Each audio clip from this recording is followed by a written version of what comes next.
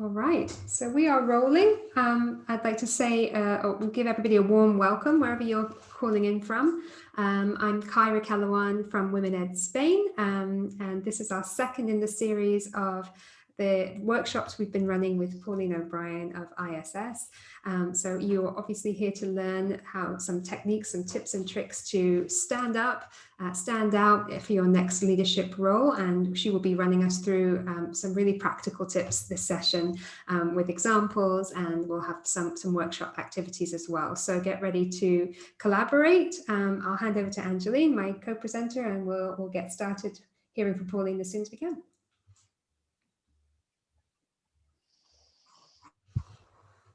Hi, Kyra. So, yeah, Pauline, maybe if you could set, the next slide. Thank you. Yeah, so I just wanted to explain a little bit what Women Ed is all about. This is our community tree, and Women Ed started as a grassroots organization.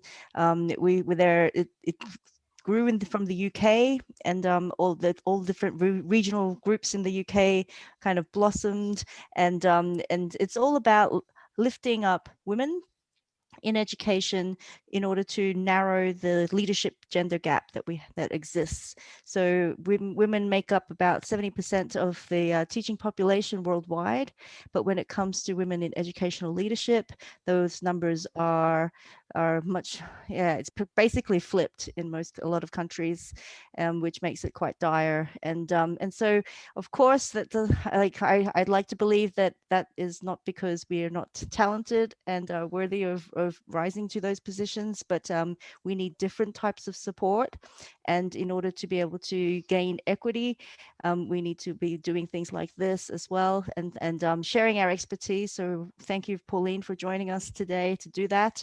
And in order to be able to lift each other up and narrow that leadership gap between the genders. And so as you can see here in so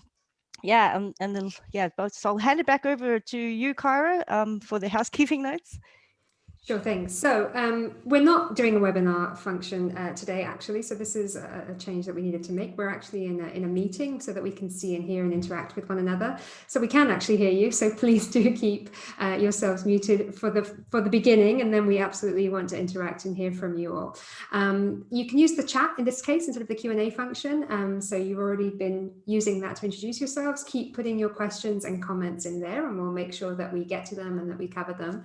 And we will also be recording the session. We are recording the session, so it will be posted on YouTube, on the Women Ed YouTube, for anybody who couldn't make it today, or if you want to share it after the fact.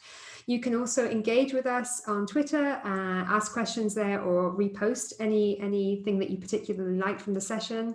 You can use the hashtags WomenEd, hashtag Heart to Heart, and that will connect to other conversations we've had in the series. Mention us on Twitter using our handles at ISS Pauline, at Anjao, or at Kyra_Calawan. And we look forward to meeting you after the event and engaging with you there as well. So if we can go forward one slide, Pauline. Angelina, did you want to say something about the last slide? Did I go too quickly? Sorry about that. No, it's all good. It's all good. I can rattle on forever about Women Ed, so I'm glad you cut me off. Sorry.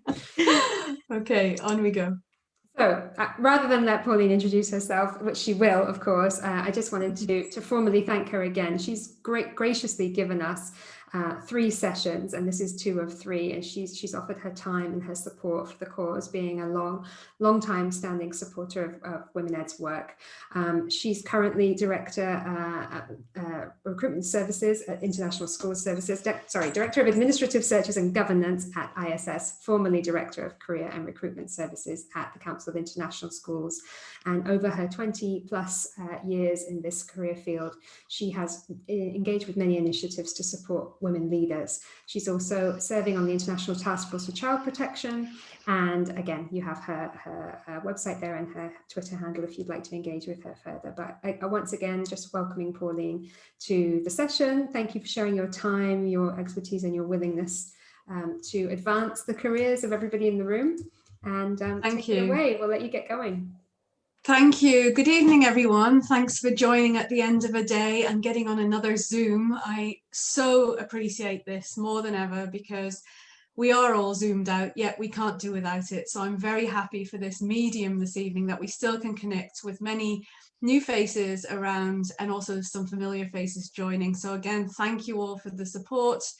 It is an absolute pleasure to be here and to share the fruits of my knowledge with fellow female leaders. And I think if we all go away with one snippet of new information this evening, I'll certainly be really, really happy.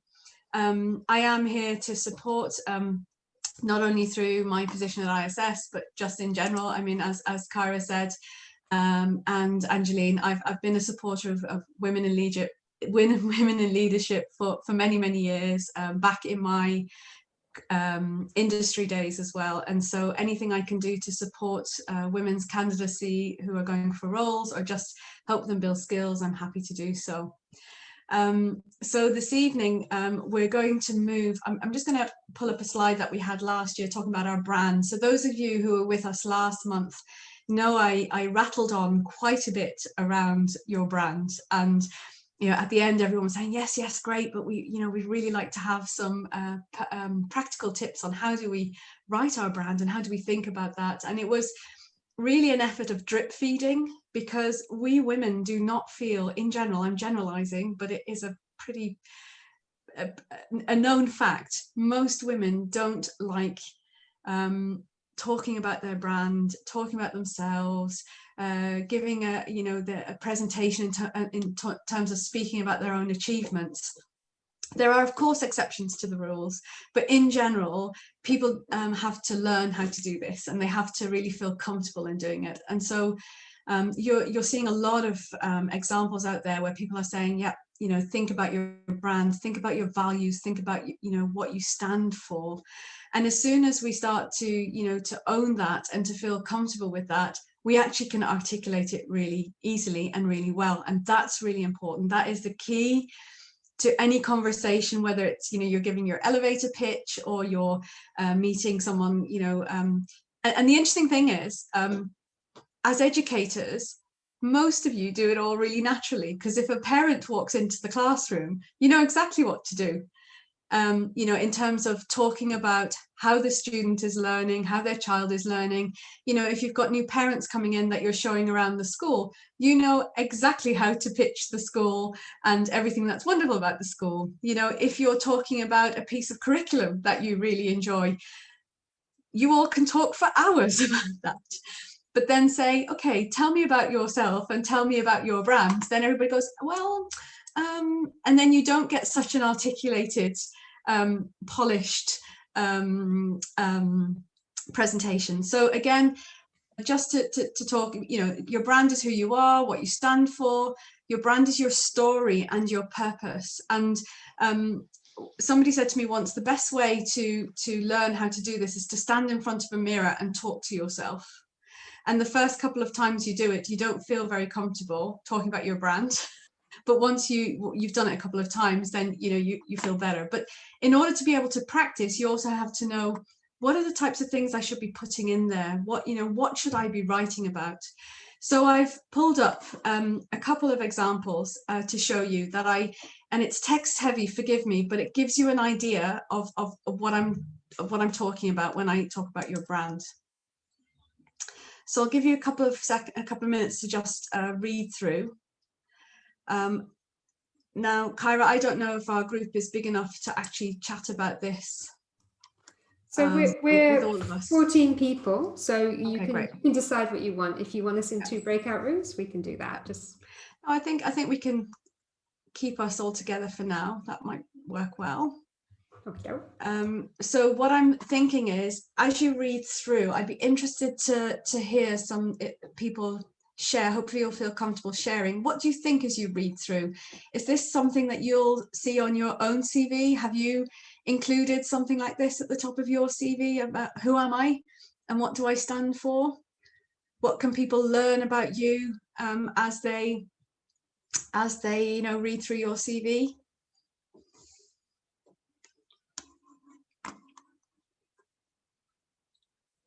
And if you can give a sign once you've had a chance to read through, I'll pop on to the next slide, because I've got 2 more that I'd like you to have a look at.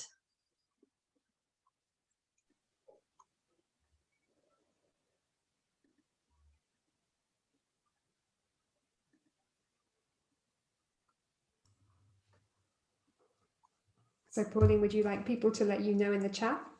Sure, possibly, or people to can unmute actually themselves. Yeah, unmute themselves. Absolutely fine. I think the group is small enough to for us to be able to do that.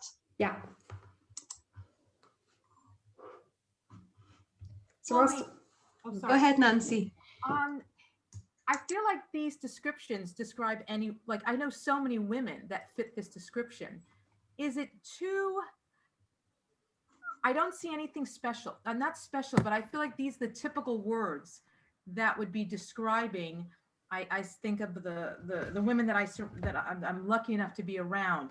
Do you need to put more specifics in terms of, it talks about sense of urgency or purpose? Do you put those specifics in at that paragraph? Because right now this seems very general, that it could suit everybody in the group probably. Okay, great. Great feedback there. Before I answer your question, Nancy, I'm just gonna pop on to the next slide, and I would like people to have a read of that as well, okay?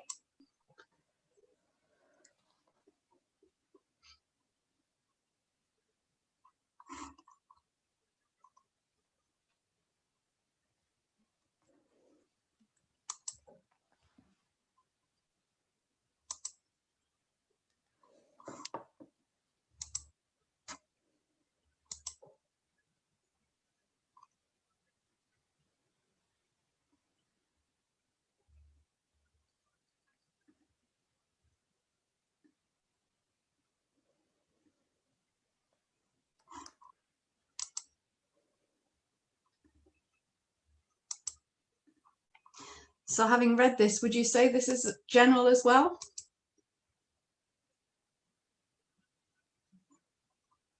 Me personally, no. The first one, I feel like it's me, veteran. I'm old. So give myself past that 56 stage, going towards that 60, but still trying to look good, You look great, Nancy. Considering I've been doing resume review for the last 2 days, like almost nonstop for a VP position, like these do kind of say what most people say about themselves if they've been in international education for quite a while. I mean, this one's more personal than the last one, I think, but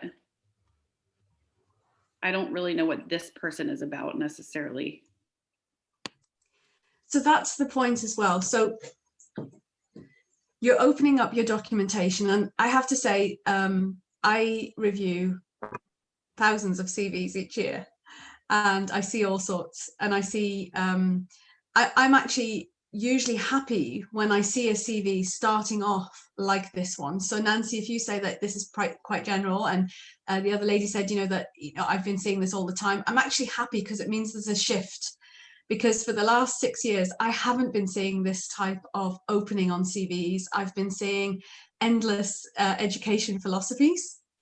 And I've been seeing, I aspire to become a head of school, or I aspire to go into a leadership role. So there's more of an aspiration there, rather than starting off giving an impression of who you are.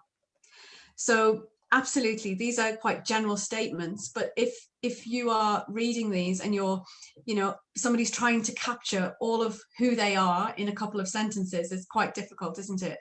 But it gives you an impression of what a recruiter then should be looking for. So if someone has written this at the top of their CV, after that, I'm going to go start investigating if I can see that all of this is true as I go through. So while it might be general, and if somebody has copy paste from something else, I'm going to figure out pretty quickly whether what they say at the top of their CV actually even matches. So I want to be overwhelmed rather than underwhelmed after I've read something like this. I think that's a really good point. Now, in education, we are seeing more of this, and you see some really great examples, but in general, I mean, yes, it's general, but again, it's a start to say, this is what I stand for, this is what I believe in, and this is what I'm passionate about. And then throughout, as we go on in the session this evening, hopefully there'll be a couple of links as we go through that you can see, that we can have a look and see if this is true. Everybody okay so far? Questions? Pauline, I noticed it was written in the third person and not the first person. see a difference in that as well. Some people use the narrative I, others keep it in third person, and the advice is so different depending on who you speak to. So I would suggest you do whatever feels comfortable for you. If you'd like to write about me, I see sometimes in the third person as well, Pauline is a professional recruiter, blah, blah, blah. I see that as well. Very different styles, and I think it's whatever feels most comfortable to you.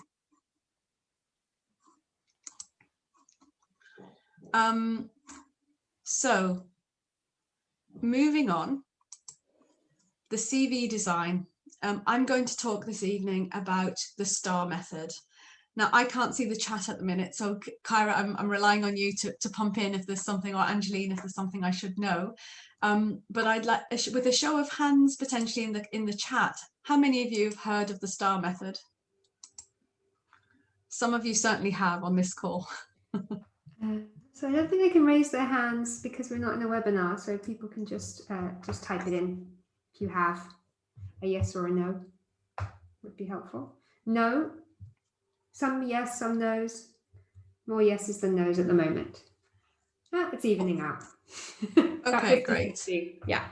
And so then my next question is, how many of you have used it when preparing your application documentation?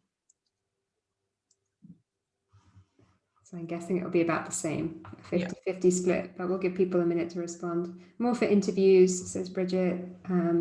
Yes. Yes, it has been used. Not as much as I should have, someone says. Yeah.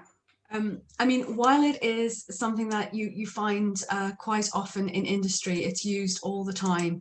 It is a really great tool to use. And I found even in international education over the last 6 years, the more I've spoken about it, the more people have gone, oh yeah, that actually makes sense, because it helps you think about, it helps you frame your thoughts. It helps you think about examples that you'd like to give and how you're going to formulate them as you're either, you know, through writing in your documentation, your CV application letter, and in particular in an interview as well. You know, how do you become succinct in describing a situation, describing, you know, the challenge you had, explaining the actions you took, and then, you know, talking about the outcomes and the results. So it's a really quick and easy way to keep yourself on track. And if you train yourself again to answer questions and to describe things in this way, a lot of the international educators and leaders I've been supporting over the last years have said it has helped them immensely. And also by developing their documentation in this way, many folks have said to me that they actually started to get interviews when before they weren't.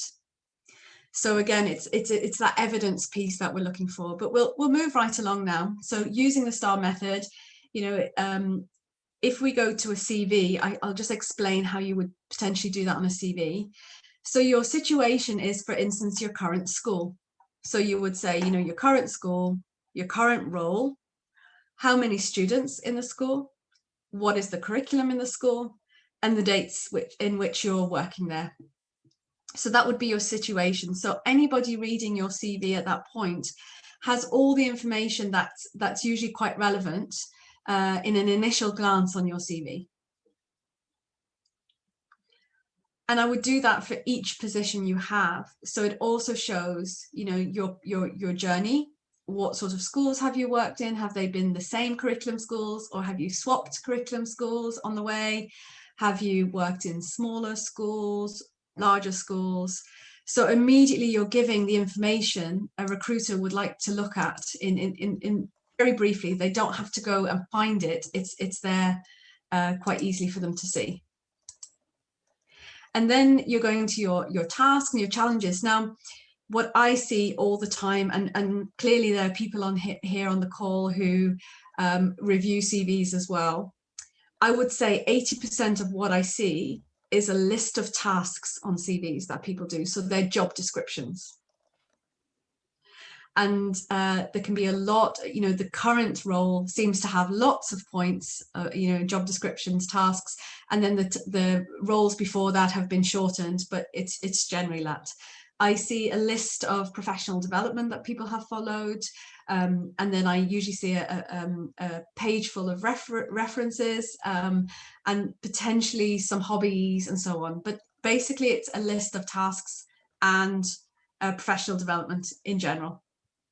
Now, I see sometimes that people list that they've been to the same conference for years and years and years and years, and that's excellent that they've been to the conference, because they're clearly showing that they're keeping up their professional development and keeping abreast on trends that's happening in international education. What heads of school, what interviewers want to know is, what did you learn from that professional development? So did you present? Did you present a workshop? And the workshop you presented, did somebody go back to school and implement something that you taught them during that workshop? Or did you sit in a workshop that somebody gave and it changed how you thought about things, and you were able to go back to school straight away and implement a change that had a positive effect on how you were teaching or how you were leading? It's making this information more meaningful and more robust. So thinking as we move on, I would say continue to think about your CV. How could you, and we're going to go into some examples just in a while to see how this can be done. But think about your CV right now. If you were reading it, and it's difficult, isn't it, to take yourself and I guess, pretend, that you're the interviewer of your own CV. Are you getting all the information you need? Are you getting examples of accomplishments? Are you getting examples of work? Are you seeing the impacts that somebody has had in their career? Are they able to articulate that well? Everybody still with us? Just wondering in the chat, we're all right? Yeah, so we've got some comments in the chat about using data and metrics to really evidence impact. Absolutely. And we had a comment saying somebody else who's reviewing CVs, because I asked if they were in agreement with generally what you were saying about listing achievements, said that women have got it nailed and men are tending to list of the CV she's reviewing at the moment. That was an interesting point. Good. Yeah. Very good. So it's important. It's not only metrics as well. Metrics are important, but you could have done a lot of work with student well-being, with teacher well-being. Certainly this year, how has your resilience shown through? What have you learned about yourself this year? What have you found, that you didn't know about yourself this year, that you thought, gosh, I've been really thriving, and I've grown so much, and I've really embraced this change, or I've struggled. Really having a look this year, what has been your growth curve? So as we move, we have an interesting point in the chat. I just thought I would raise it because we were talking about it earlier before we started the call, and that was about fitting onto 2 pages if you've had too many roles, and also some great points about showing breadth of accomplishments and showing who has been impacted by your actions. Absolutely, so, absolutely, yeah. How do you stand on the 2 pages question? The jury is out on that one, absolutely, depending on who you speak to. I would happily read a CV that is 3 pages long if it is giving me a lot of accurate and relevant information about a candidate. If I'm just seeing job descriptions, I'm less engaged. The general rule of thumb, certainly in the States, is 2 years, I think, 2 years, 2 pages, I think. But I would say,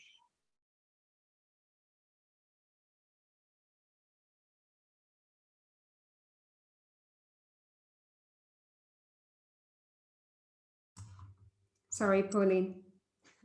was I going on too much that you want to unmute me? No. Unmute yourself. Sorry, I was just muting the new arrival. Sorry no about problem. that. Yeah. So if you're able to show the main accomplishments in each role that you have that you're really proud of, and that was as a direct result of what you did. In collaboration with the team, in collaboration with peers, that's the type of thing we want to see.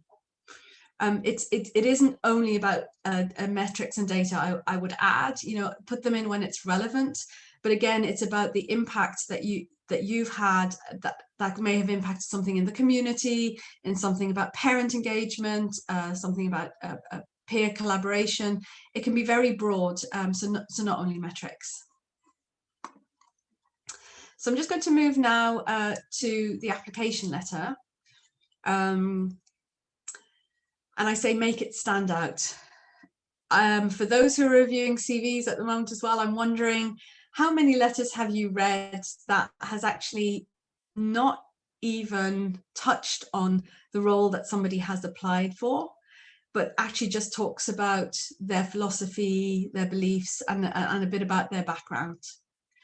And while that's really great to learn about someone's background and, you know, how their family is going to, you know, one's family is going to fit really well in the Newell School community, all really important information, what we're looking for is a match between your previous experience and the role that's on offer. And so we want to be able for you to show in an application letter that you have the experience, that you are ticking the boxes on the job description, and you're showing examples of how you've done that, and you're showing evidence of how you've carried out those tasks. Now, again, someone will say, but can the letter be 5 pages long? No, you know, I would say 2 pages, but again, it's how you write and how you're making it relevant to the school. On a daily basis, I receive tons of applications, and I receive them from the same people for different schools. And in those letters, I really often, much too often, see the school name replaced with exactly the same letter. And then I question, how really interested are you in this position? Because you're not tailoring your application letter to this particular role.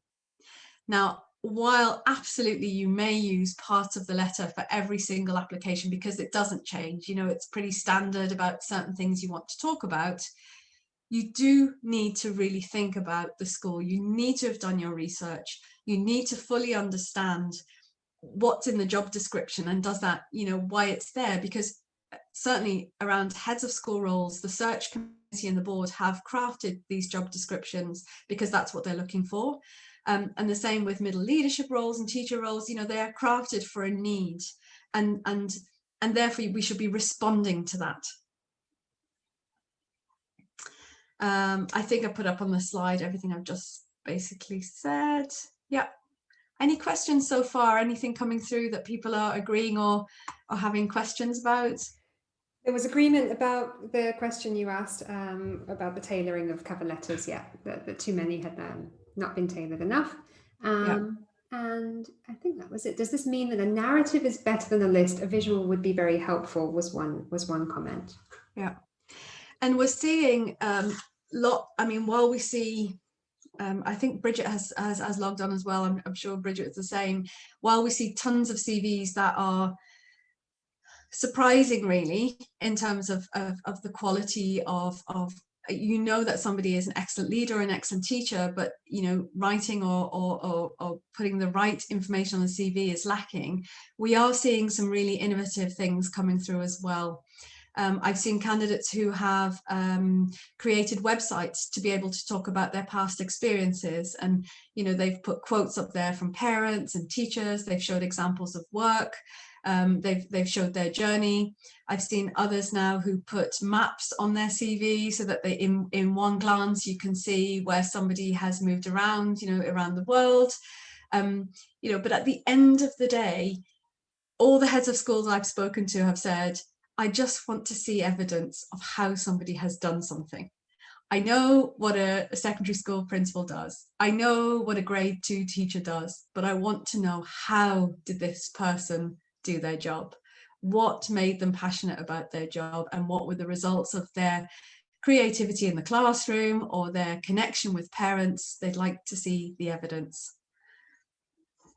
So that's it. I have a question, I think, which is worth asking now, or I can hang on to it until afterwards. We're about halfway through, so what would you prefer? Go ahead. So a comment from Elizabeth, who says she's new to CV reviewing. How closely do people really read the letter? She's first going straight to the CV and then maybe reading the letter if something on the CV jumps out. Is this wrong? Should I consider my own behavior like this when writing my own cover letters? she's hit the nail on the head.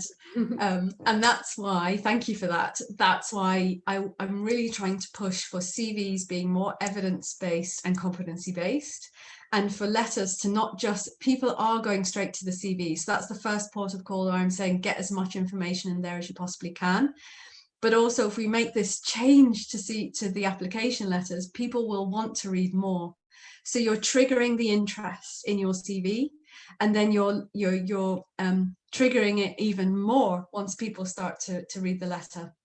You want to jump out. They want to see that you have the experience, the background, the educational background that they're looking for, and then they want to know what sort of research have you done regarding their school.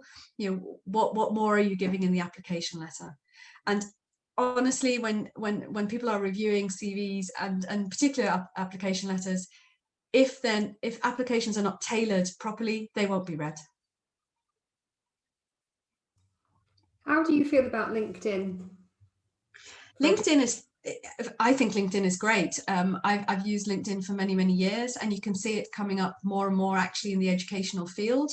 When I first came into international education 6 years ago, and I started to look for heads of schools to connect with them on LinkedIn, not many were on there. I can see a huge shift now, and people are becoming more au fait in the workings of LinkedIn and really using it as a community connecting tool, which is really, really helpful. Okay, we're going to move on to an activity now, and I'm mindful of time, but there's an excerpt from a CV now, and what I'd like us to do in the breakout rooms is to have a read and to think about, is this CV a star CV? Has it been set up in that way? You know, are we happy with how things have been described here? Do we feel it could be better? You know, what would we read from this? Do we see any evidence of what the person is writing about?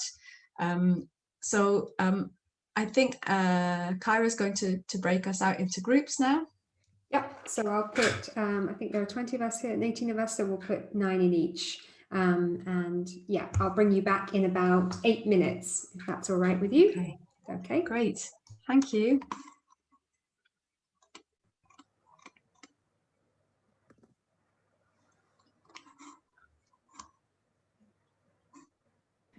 There's some great questions coming through too, so we'll bank those for the end of the session as well. Wonderful.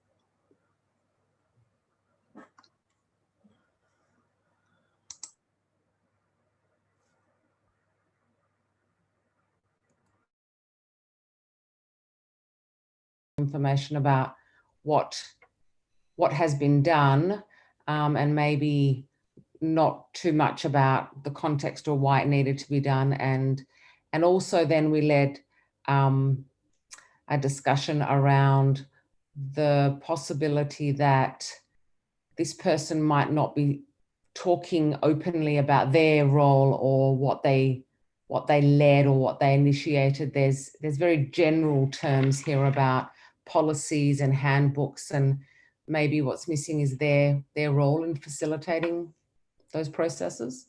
Yeah, exactly. Yeah. And from our group, would somebody like to share, please?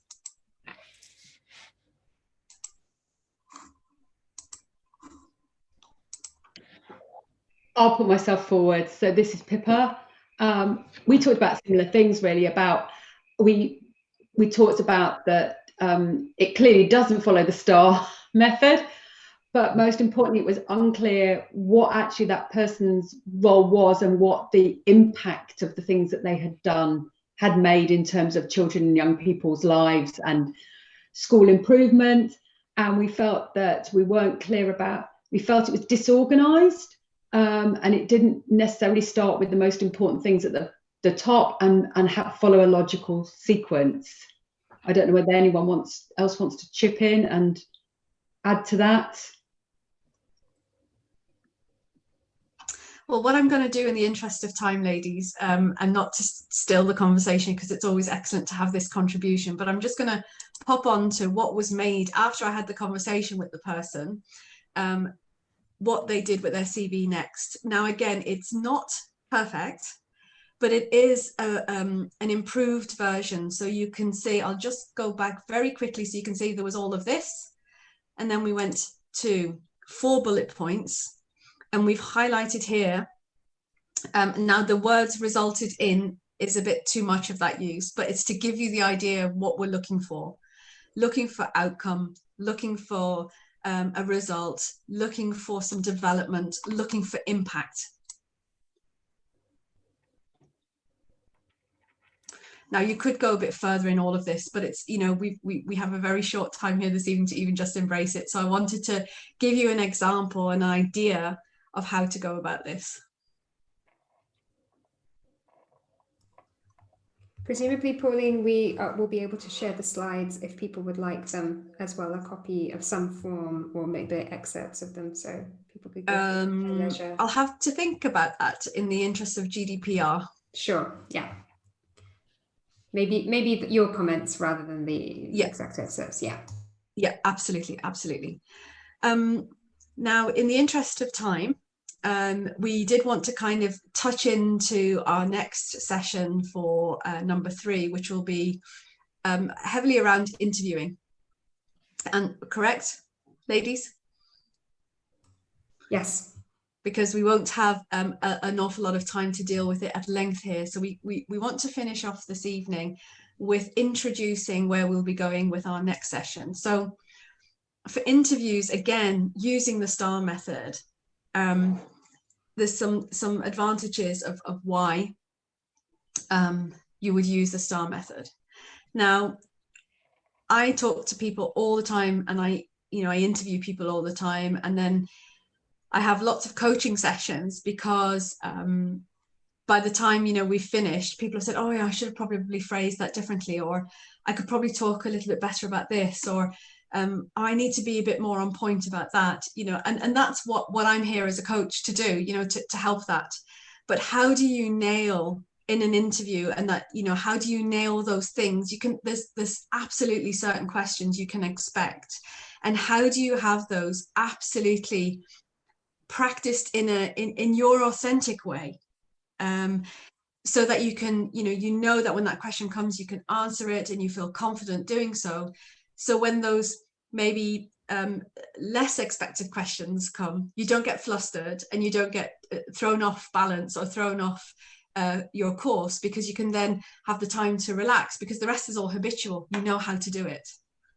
So in our next session, we're going to work really hard on the interviews piece, and come up with some examples and strategies on how you might address that.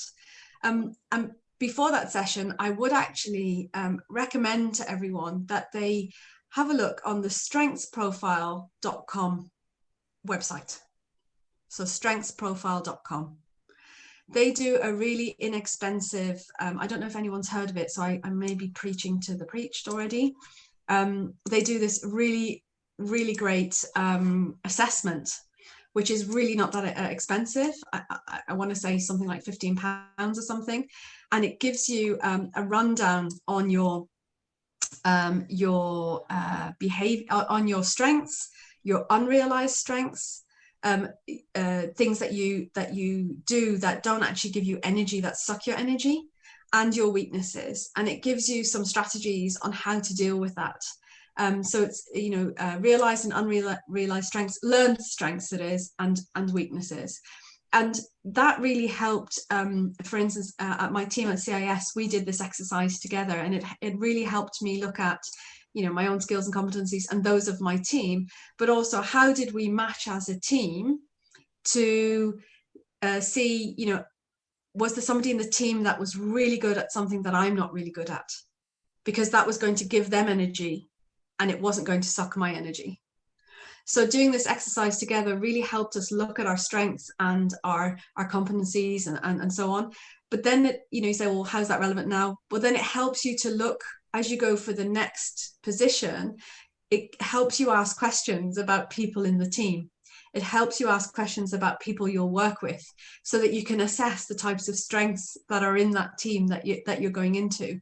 And so that might help you figure out, is that where I want to be? Is that going to match? Is that going to have me at my best?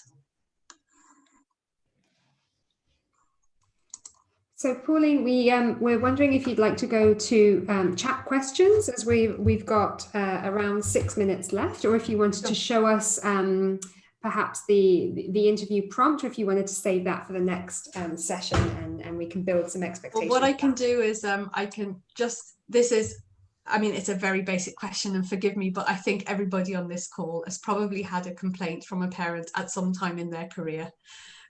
So I just put this up, so this could be an interest.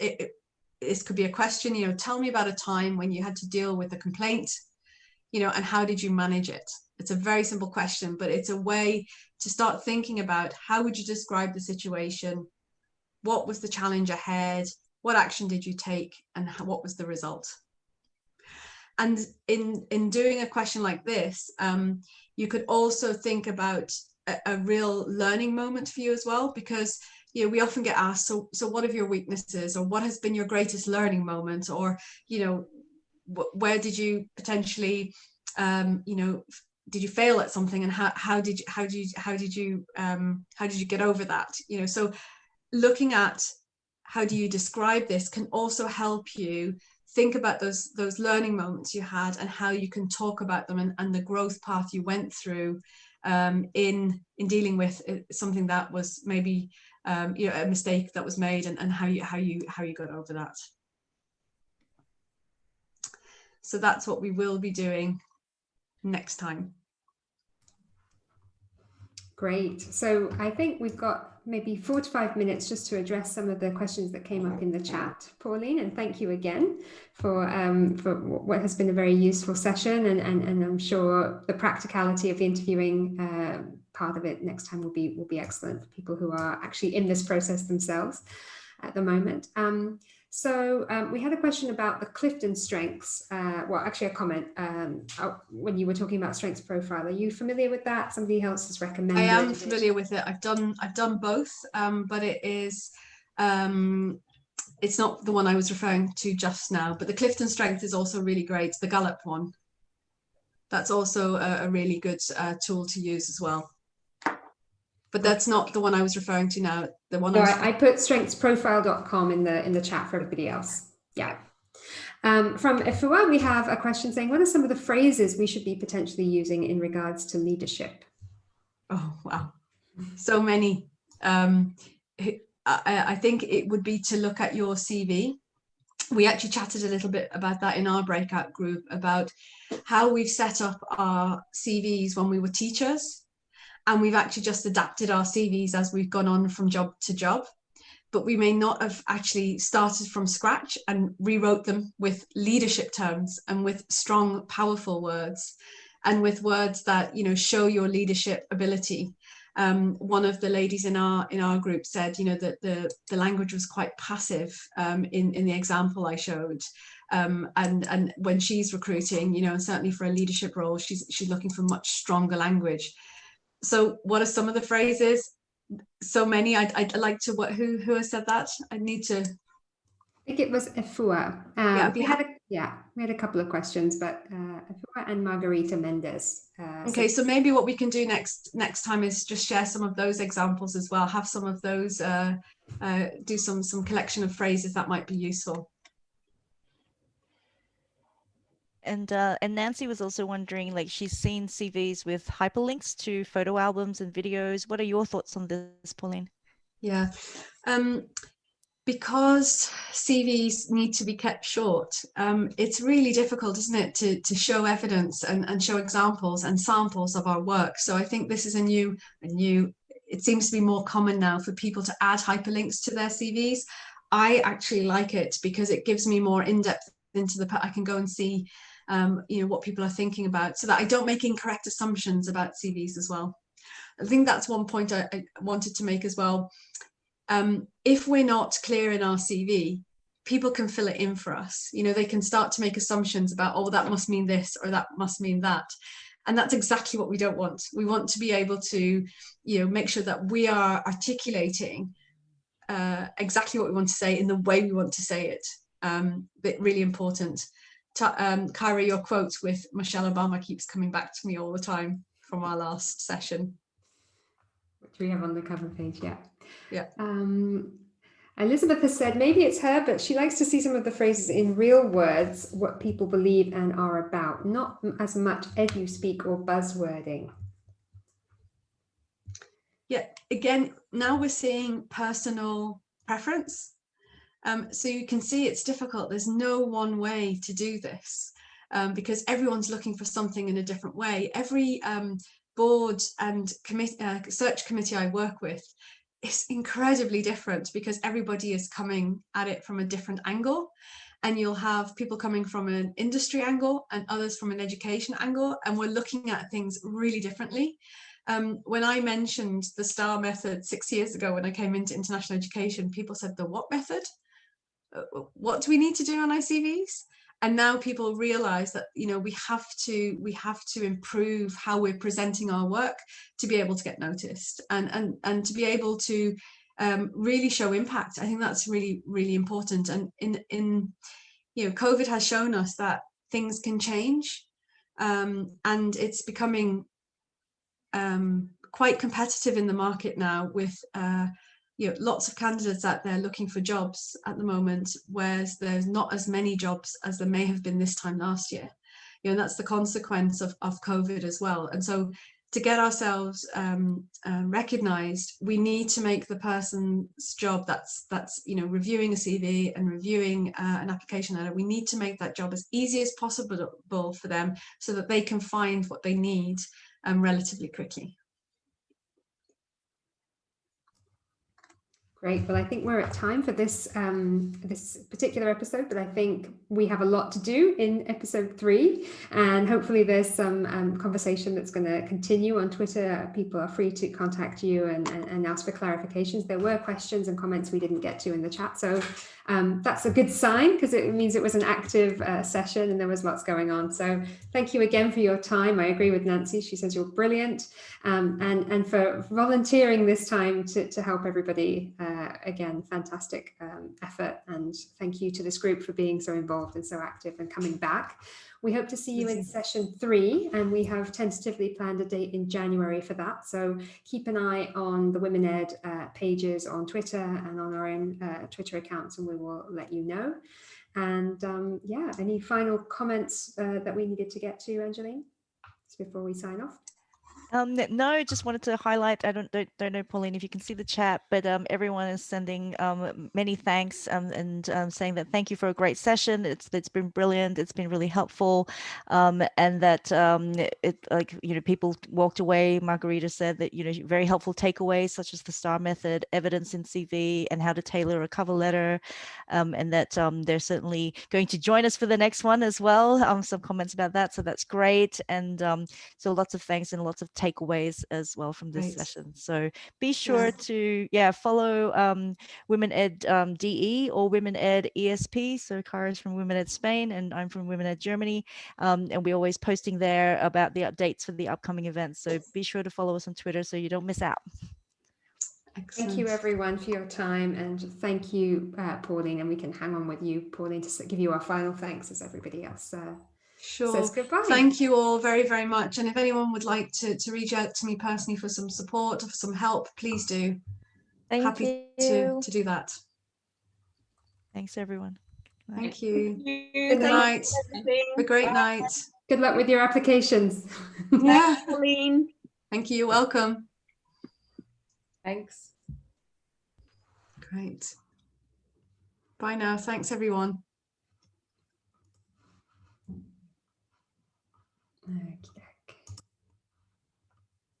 So I'm just gonna say put Afua in the waiting room. Thanks for joining us, Afua. Thank you. Yeah. Okay, she's in the waiting room just in case we just wanted to say anything private. Thank you so much. How did you feel about that? Oh, you want to stop the recording, perhaps? Yes. Yeah. Thank